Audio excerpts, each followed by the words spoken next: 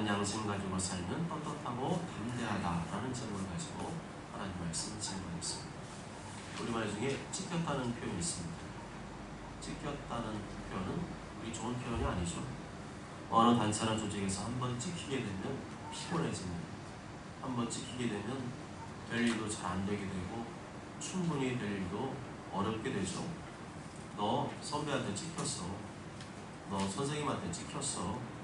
너 사장님한테 찍혔어. 이런 표현을 듣게 되면 그 공동체 안에서 생활하는 게 매우 어려워집니다. 주변 사람들이 꺼려하게 되죠. 좋은 점수를 얻지 못하게 되죠. 승진의 기회도 얻지 못하게 됩니다. 사도 바울은 유대인들에게 완전히 찍힌 인물이었습니다. 그 이유는 유대교를 열심히 믿다가 나중에 기독교로 개종했기 때문입니다. 뿐만 아니라 유대인들에게 복음을 전해서 많은 유대인들을 기독교로 개종하도록 만든 주동자였기 때문입니다. 유대인들의 입장에서 볼 때는 사도 바울은 암적인 존재였죠. 유대인들을 회방하고 율법을 회방하는 존재였습니다. 더 이상 가만 놔두면 안 되는 존재이기 때문에 유대인들이 사도 바울이 가는 곳마다 쫓아가면서 사도 바울의 사역을 방해하고 사도 바울을 죽이려고 했습니다. 한마디로 사도 바울은 유대인들에게 완전히 찍힌 상태였습니다. 바울 자신도 이 사실을 잘 알고 있었습니다. 사도행전 21장 13절에 이렇게 고백하죠. 나는 주 예수의 이름을 위하여 결박당할 뿐 아니라 예루살렘에서 죽을 것도 각오하였노라. 이 사실을 알면서도 그는 예루살렘 한복판으로 들어갔습니다. 유대인들이 우글대는 예루살렘 한복판으로 들어갔습니다. 거기에 가면 많은 고난을 받고 죽임을 당하게 될 것을 알고 있었지만 그럼에도 그는 예루살렘 한복판으로 들어갔습니다. 그렇게 하나님 나라를 위한 사명, 영원권의 사명을 품고 예루살렘 한복판으로 들어갔습니다.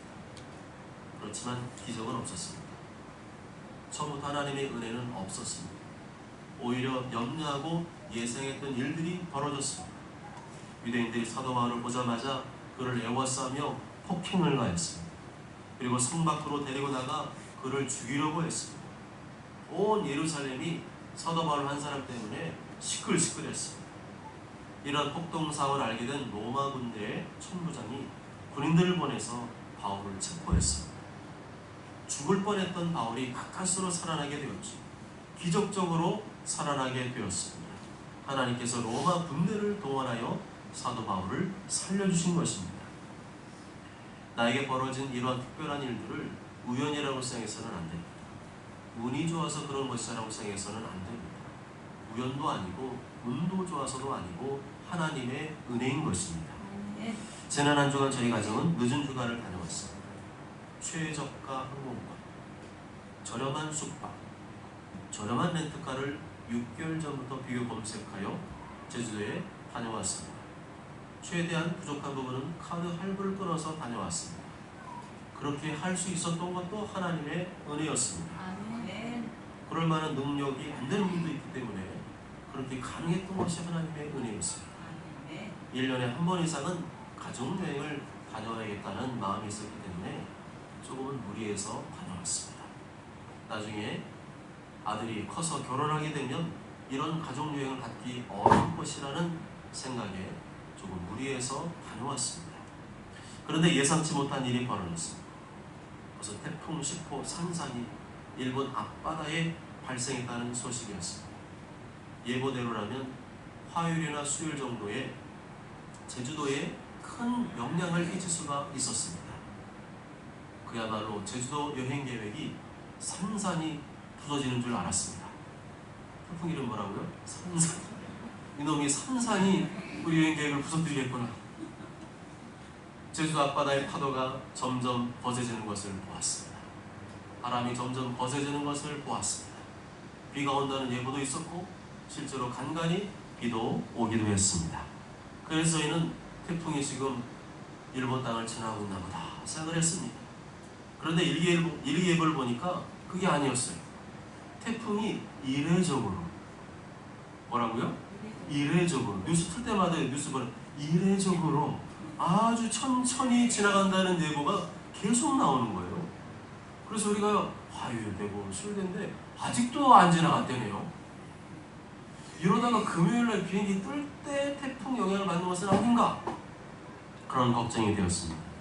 그런데 태풍이 이례적으로 아주 천천히 느린 속도로 이동을 하다가 저희가 금요일날 비행기를 탈 무렵에 방향을 완전히 틀어서 후쿠오카로 진행한다는 것이었습니다. 일본 분들한테는 참 죄송하지만 우리 가족 입장에서는 기적이었습니다. 월요일부터 금요일까지 날씨가 대체로 맑았습니다. 하늘이 새파랗고 바다가 파랗고 구름이 만화에 나오는 구름처럼 아주 예쁘고 귀여웠습니다.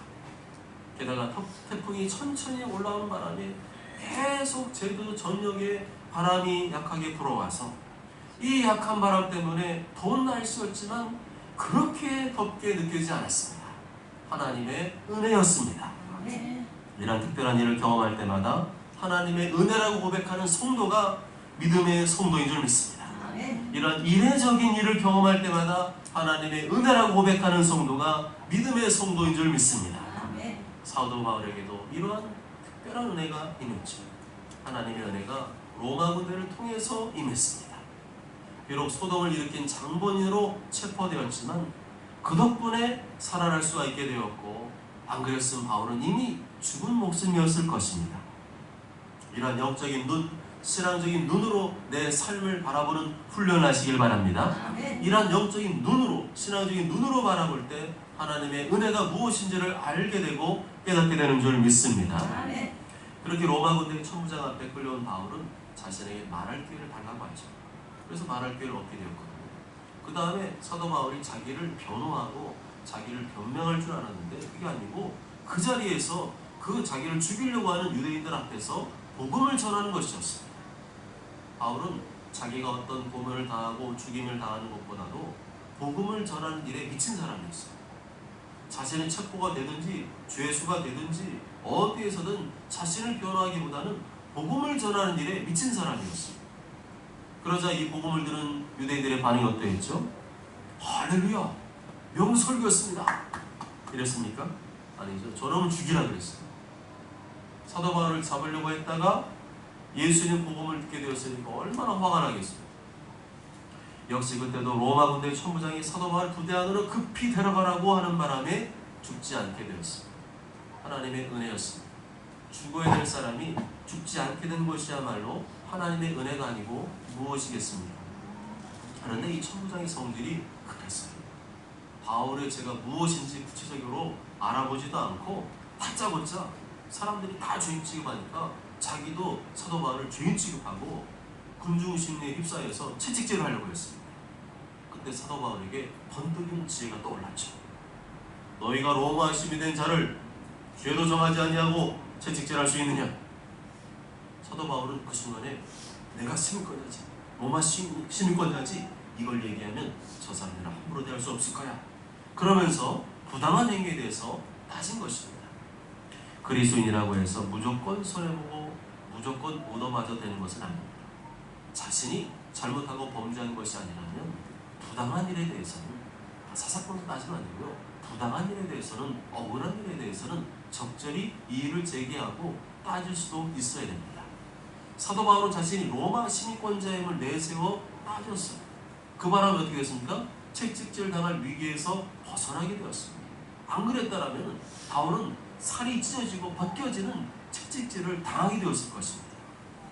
위기의 순간에 이런 순발력 있는 지혜가 떠오르는 것이 하나님의 은혜인 줄 믿습니다.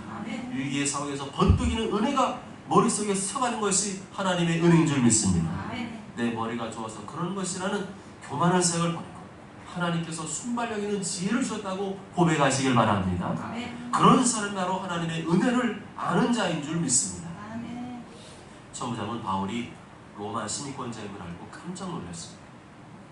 천부장으로서 로마 시민을 함부로 대했다는 사실, 죄를 물어보기도 전에 다짜고짜 함부로 시민권자를 죄인 취급하고 결박하겠다는 사실에 두려워했습니다. 그래서 오늘 30절 말씀 보게 되면 바울이 정식 신문 절차를 진행하게 되죠. 유대인들이 무슨 죄로 바울을 고소했는지 정확히 알기 위해서 이 천부장이 예루살렘 공회를 소집을 합니다. 그리고 바울의 결박을 풀어주고 그들 앞에 데려오게 합니다. 이게 바로 하나님의 은혜였죠.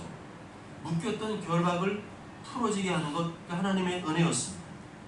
결박을 풀었다는 말은 헬라어로 그를 석방했다라는 뜻을 가지고 있습니다. 단순히 결박을 풀어준 게 아니라 자유인의 신분이 되었다는 것입니다. 하나님의 은혜였습니다. 이렇게 로마 군대 천부장이 사람의 결박을 푸는 권세를 가지고 있다면 하나님은 인간의 죄의 결박을 푸는 권세를 가지고 계십니다. 사람들은 자신이 죄인이 아니라고 항변을 하죠. 내가 왜 죄인이냐고 반문합니다. 내가 무슨 큰 죄를 짓거나 잘못한 것도 아닌데 왜 나를 자꾸만 죄인이라 그러냐고 반발을 합니다. 그렇지만 모든 사람은 하나님 앞에서 죄인입니다. 행동으로 죄를 짓지 않아도 말로 죄를 짓기 때문이죠. 또한 말로 죄를 짓지 않아도 생각으로 죄를 짓기 때문입니다. 하나님께 창조하신 이 땅과 바다, 하늘, 우주 만물, 동물과 식물, 인간을 바라보면서 하나님의 존재를 부정하는 것이 바로 죄인 것입니다. 무엇보다 하나님의 아들 예수님께서 십자가에서 피 흘려 죽으신 것이 자신의 죄 때문에 믿지 않는 것이 더 큰 죄인 것입니다. 이렇게 볼 때 이 세상에 죄 짓지 않는 사람은 아무도 없습니다. 높은 자리에 있든 낮은 자리에 있든 돈을 많이 벌든 적게 벌든 아무리 많은 것을 배웠든 그렇지 않든 모든 사람은 하나님 앞에서 다 죄인일 뿐입니다. 바꿔 말하면 모든 사람은 죄의 결박에 묶여 있다는 것입니다. 아무리 죄에서 벗어나려고 해서 벗어날 수가 없는 죄의 결박에 묶여 있다는 것입니다. 죄의 결박에서 벗어나기는커녕 도리어 날마다 죄에 묶여서 죄를 짓고 있는 죄인들이라는 것입니다. 인간의 가장 큰 문제는 내가 지금 죄의 결박에 묶여 있다는 사실, 죄의 포로가 되어 있다는 사실을 모른다는 것입니다. 이 상태로 오늘 밤 세상을 떠나면 하나님의 심판을 받아 지옥에 떨어지게 된다는 사실을 모른다는 것, 그것이 진짜 문제인 것입니다. 히브리서 9장 27절에 한 번 죽는 것은 사람에게 정해진 것이요 그 후에는 심판이 있습니다. 요한복음 3장 36절에 아들을 믿는 자에게는 영생이 있고 아들에게 순종하지 아니하는 자는 영생을 보지 못하고 도리어 하나님의 진노가 그 위에 머물러 있느니라. 그러나 나의 죄를 대신하여 십자가에 피 흘리신 예수님 믿으면 이 모든 죄의 결박이 한순간에 풀어지게 된 줄 믿습니다. 예수 믿는 성도가 자신의 죄를 날마다 회개하고 하나님의 말씀에 순종하면 죄의 결박이 풀어지게 된 줄 믿습니다. 또한 4장 18절에 주의 성령이 내게 임하셨으니 이는 가난한 자에게 복음을 전하게 하시려고 내게 기름을 부으시고 나를 보내사 포로된 자에게 자유를, 눈먼 자에게 다시 보게 함을 전파하며 눌린 자를 자유롭게 하고 아멘. 모든 사람들은 죄에 눌려 있습니다. 죄의 노예로 살고 있고 죄의 포로로 살고 있습니다. 그래서 마음에 편안함이 없습니다. 마음에 무거운 짐들이 죄의 짐들로 눌려 있습니다. 그것을 풀을 수 있는 유일한 분은 예수 그리스도인 줄 믿습니다. 1절에 사도 바울은 공의를 주목하며 말했습니다. 공의를 똑바로 쳐다보며 말했다는 거죠. 여러분 형제들아, 오늘까지 나는 범사의 양심을 따라 하나님을 섬겼다. 오늘까지 나는 범사의 양심을 따라 하나님을 섬겼다. 사도 바울이 그렇게 많은 사람들 앞에서 그렇게 똑똑하게 말할 수 있었을까요? 공의는 지금으로 치면 국회의원. 사도 바울이 어떻게 힘 있는 국회의원들 앞에서 그들을 똑바로 쳐다보면서 분명하게 말할 수 있었을까요? 그것은 범사의 양심을 따라 하나님을 섬겨왔기 때문입니다. 모든 선한 양심과 바른 양심을 가지고 살아왔기 때문입니다. 하늘을 우러러 한 점 부끄러움 없는 인생을 살아왔기 때문입니다. 그런 사람은 당당합니다. 떳떳합니다. 꿀리지 않습니다. 숨길 것도 없고 감출 것도 없고 있는 그대로 자신의 양심을 따라 살기 때문에 누구 앞에서나 떳떳하고 당당하게 살 수 있는 것입니다. 이와 반대로 양심을 따라 살지 않고 자꾸만 남을 속이며 살고 뭔가를 감추며 살고 안 그런 척 겉으로만 포장하며 살기 때문에 사람 앞에서 떳떳하지 못하고 당당하지 못하는 것입니다. 마음이 항상 불편한 것입니다. 법보다 위에 있는 것이 인간의 양심입니다. 양심의 법이 최고의 법입니다. 양심대로 살면 법이 필요 없습니다. 양심대로 안 살기 때문에 법이 필요한 것입니다. 재판하는데 묵비권을 행사한 사람들이 있죠. 묵비권은 그거는 말을 하지 않겠습니다. 그 부분에 대해서는 말하지 않겠습니다. 이 묵비권을 행사하는 것은 자신의 양심을 속이는 거죠. 불리하면 묵비권 행사하고, 그럴듯한 이유와 변명을 대면서 난 그러니까 묵비권 행사하겠다? 그거는 전부 다 자기의 양심을 속이고 있다는 증거입니다. 사도 바울처럼 매사에 바른 양심과 선한 양심을 가지고 살아왔다면 숨길 게 뭐가 있겠습니까? 있는 그대로 말하면 되는 거잖아요. 숨김없이 말하면 되잖아요. 사실 그대로 말하면 되잖아요. 그런 자꾸만 묵비권 행사하고 자꾸만 빙빙 돌려 말하고 자신의 입장만 계속 주장하는 것은 자신의 양심을 속이고 있다는 증거입니다. 만일에 그런 사람이 있다면 가까이 하지 않는 게 좋겠죠. 친하게 지내지 않는 게 좋겠죠. 그런 사람과 동업을 하거나 결혼을 한다는 것은 위험천만한 일이겠죠. 왜냐하면 그런 사람은 신뢰하기가 어렵기 때문입니다. 매사에 적당히 둘러대면서 상을 모면하라고 할 것이기 때문입니다. 자기 양심을 속이거나 다른 사람을 속이는 사람이 되지 말고 범사에 깨끗하고 선한 양심을 따라 사시길 바랍니다. 저 사람은 법이 필요 없는 사람이란 소리를 들으시길 바랍니다. 그리할 때 누구 앞에서나 떳떳하고 당당하게 살아갈 수 있게 되는 줄 믿습니다. 늘 마음 편안하게 두 발 쭉 뻗고 자게 되는 줄 믿습니다. 오늘 밤 하나님 날 부르셔도 거침없이 저 영원한 천국에 들어가게 되는 줄 믿습니다. 그런데 사도 바울의 말을 들은 대제사장 아나니아가 어떻게 반응합니까? 과격하게 반응을 하죠. 2절 다 함께 읽습니다. 시작. 대제사장 아나니아가 바울 곁에 서 있는 사람들에게 그 입을 치라 명하니. 아멘. 유대교로 개종하기 전에 사도 바울은 어떤 사람이었죠? 율법에 철저한 삶을 사는 경건한 사람이었습니다. 또 그렇게 살기로 유명한 사람이었습니다. 그렇기 때문에 아나니아가 사도 바울을 분명히 알고 있었거든요. 유명한 사람이기 때문에. 그러면 사도 바울이 그렇게 말하면 사도 바울의 말을 좀 더 들어보려고 하는 것이 맞는 거죠.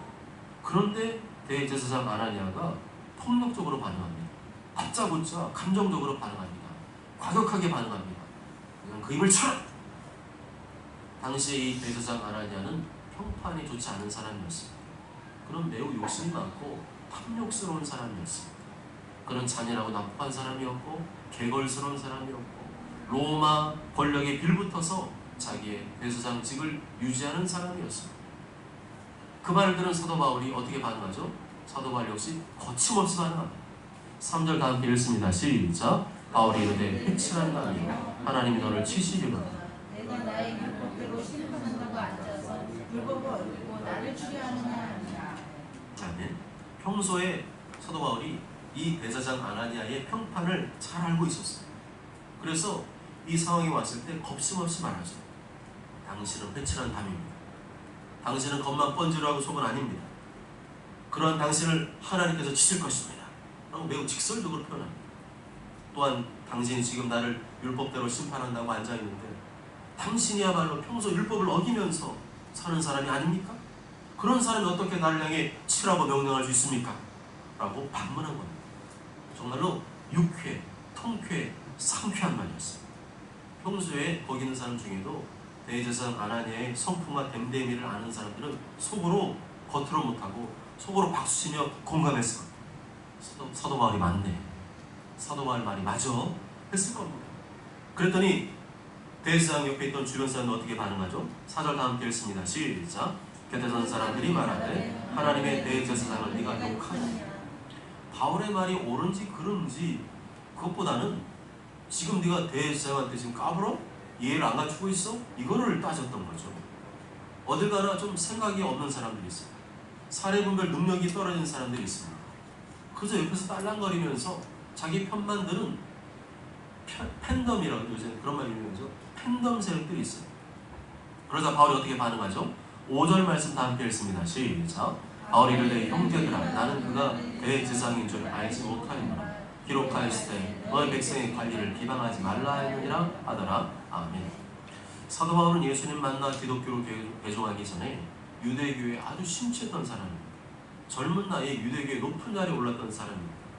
그런 바울이기 때문에 대제사장 아나니아를 몰랐을까요? 알았죠. 그렇다면 이 표현은 바울이 아나니아가 대제사장인 줄 정말 몰랐다는 표현이라기보다는 누구보다 율법을 따라서 판결한 대제사장이 피고의 말을 듣기도 전에 폭력을 휘둘러라? 말한 것을 보니 당신은 대제사장이 아닌 줄 알았습니다 라고 비꼰 표현입니다. 아마 속으로 사도 바울의 말을 듣고 공감하고 동의한 사람들이 많았을 겁니다. 그러면 사도 바울이 그 엿의 분위기를 몰아서 6절에서 대화의 주제를 확 바꿔버리죠. 6절 말씀 다 함께 읽습니다. 시작. 바울이 그중 일부는 사두개인이요 다른 일부는 바리새인인 줄 알고 공회에서 외쳐 이르되 여러분 형제들아 나는 바리새인이요 또 바리새인의 아들이라 죽은 자의 소망 곧 부활로 말미암아 내가 신문을 받노라. 아멘. 사도 바울이 가만 보니까 이 공회 석상에 앉은 사람들 중에 두 부류로 나눠진 게 보였습니다. 한쪽은 사두개인, 한쪽은 바리새인. 기독교에도 여러 가지 파가 있잖아요. 장로회가 있고 감례회가 있고 뭐 이렇게 하는데 평상시에는 뭐 별 문제 없이 서로 협력하면 잘 지냅니다.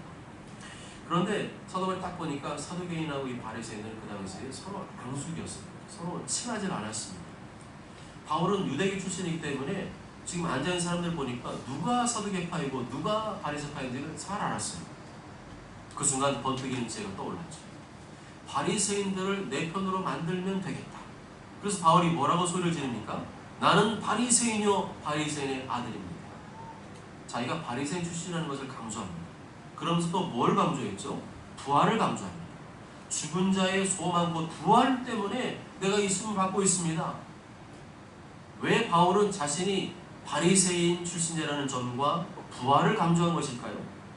당시의 사두개인들은 부활을 안 믿었습니다.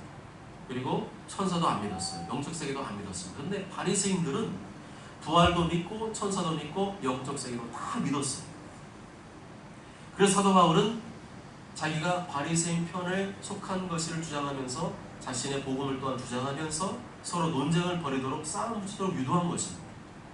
바리새인들을 자기 편으로 만들면서 동시에 자신이 전하는 복음도 전하고 두派가 갈라지도록 만든 매우 영리한 태도를 취하였죠. 7절과 8절 다 함께 읽습니다. 시작. 그 말을 한즉 바리새인과 사두개인 사이에 다툼이 생겨 무리가 나누어지니 이는 사두개인은 부활도 없고 천사도 없고 영도 없다 하고 바리새인은 다 있다 함이라. 아멘. 그랬더니 사도 바울이 원했던 분위기로 흘러가기 시작합니다. 서로 자기들끼리 다투고 싸우기 시작합니다. 그러다가 막 싸우다가 감정적으로 격해지니까 바리새인 중에 바울 편을 들어준 사람이 생겼어요. 9절 말씀 다 함께 읽습니다. 시작. 크게 떠들세 바리새인 편에서 몇 서기관 일어나 다투어 이르되 우리가 이 사람 보니 악한 것이 없다. 혹 영이나 혹 천사가 그에게 말하였으면 어찌하겠느냐 하여. 아멘. 여기서 크게 떠들었다는 것은 마치 운동장에서 고함을 질렀다는 것과 같은 표현입니다. 그만큼 이 사두개인과 바리새인 사이에 격렬한 논쟁이 벌어졌다는 것입니다. 그러면서 바리새인 편에 속해 있던 사람 중에 서기관들이 하나님 말씀을 연구하고 가르치는 사람들이 바울의 손을 번쩍 들어줬습니다.